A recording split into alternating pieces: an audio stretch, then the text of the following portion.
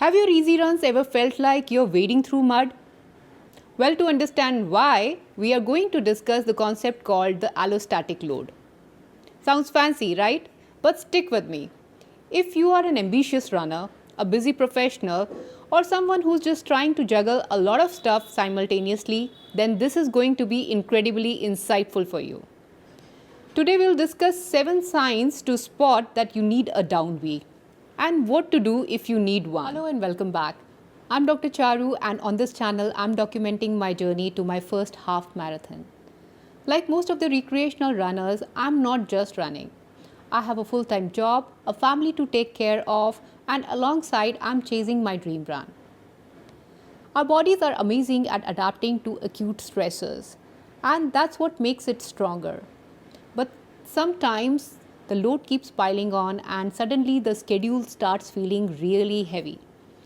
Let's dig into why does that happen.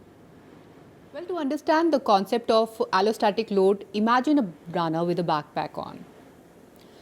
Each workout that you do, each run that you train for, it adds a stone to the bag. Long run, easy run, tempo runs, each is a stone added to the bag. But it doesn't stop there. Stressors from life like sleepless night, poor diet, skipped meals, or emotional stress, each adds a stone too. Initially, you barely notice, but if you keep piling on without taking anything out, then the bag starts to weigh heavy. Suddenly, easy run starts to feel like a marathon. Well, that is what is called allostatic load, the cumulative stress that affects mind and body. Well, here's the catch. Body doesn't differentiate between different type of stresses. For it, a heavy threshold workout and a sleepless night because of family or work emergency both end in the same backpack. That's why two runners who are following a similar training program might end up with entirely different results because they're carrying different weights from outside of running life. Well, let's quickly move to the 7 signs that indicate that your allostatic load is climbing and you need a down week. Firstly, if your resting heart rate is up by 5 to 7 beats per minute for consecutive 3 days. If your heart rate variability is trending below your baseline level. If you feel that your easy runs are requiring more than usual effort. You're finding it hard to fall asleep or waking up more frequently at night time. You're feeling more irritable, the mood is flat, not feeling motivated to run. Or your performance is dipping, you're requiring more than usual time to recover between the intervals.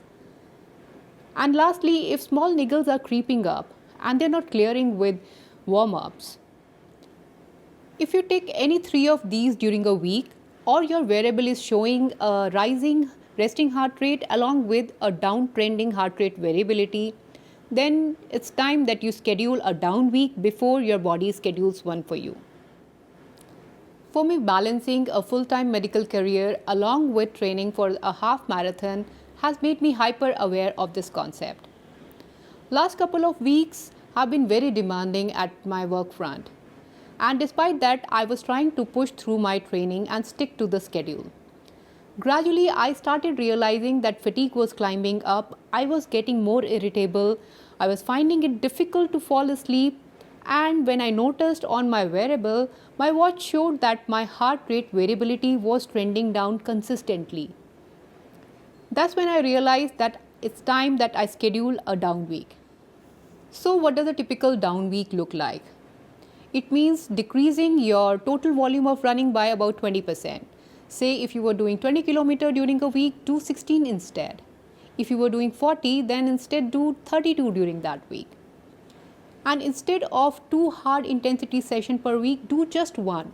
Focus on either strides or technique-based intervals. And reduce your long run by 20%. Say if you were doing a 15 km long run, do 12 instead during that week. So you still run, but each 3 big levers of load, that is the intensity, volume and your long runs, they get trimmed by about 20%. Just enough to reduce stress but help you maintain your fitness level also. As a doctor, I see the effects of chronic stress every single day. And when it comes to running, If you keep pushing without considering your overall stress bucket, it can lead to burnouts, injuries, and plateau in performance. So during my half marathon training, here is how I am planning to manage and balance my allostatic load. Firstly, prioritizing sleep. 7 to 8 hours of good sleep is my priority now. Secondly, strength training sessions. 2 to 3 strength training sessions per week, and I make sure that they don't fall on my hardest running days because my body needs to recover from both. Thirdly, active recovery. Foam rolling, stretching, and easy walks. They help in improving recovery by increasing blood flow in the muscles. Fourthly, mindfulness and meditation. Even 10 minutes of meditation or book reading can help lower body stress, and I am trying to include these in my daily schedule. Last of all, and most importantly, listen to your body. This is, I think, the most important step. If I wake up feeling genuinely fatigued or have lingering aches and pains, then I adjust my plan accordingly. Remember, consistent efforts with smart recovery is what truly builds resilience and endurance. It's not about how hard you can push for one day, but it's about how consistently can you keep showing up healthy and ready for weeks and months. So during my half marathon training, my aim is not just to cross the finish line. It's to do it feeling strong, healthy, and more educated about what my body needs. I hope this dive into allostatic load helps you in your fitness journey. So train smarter and run for longer. Considering my downtrending HRV status, I reduced my overall training volume this week by roughly 20%.